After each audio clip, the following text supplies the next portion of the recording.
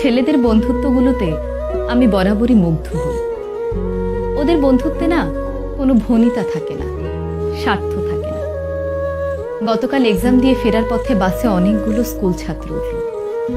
দেখলাম ওরা একজন আরেকজনের ভাড়া দিয়ে দিচ্ছে, একজন আরেকজনের ব্যাগ ক্যারি করছে, একজন আরেকজনকে বলছে, তুই যদি রেজাল্ট ভালো না করিস তাহলে কিন্তু ভবিষ্যতে এমন বাসের হেল্পার হবে।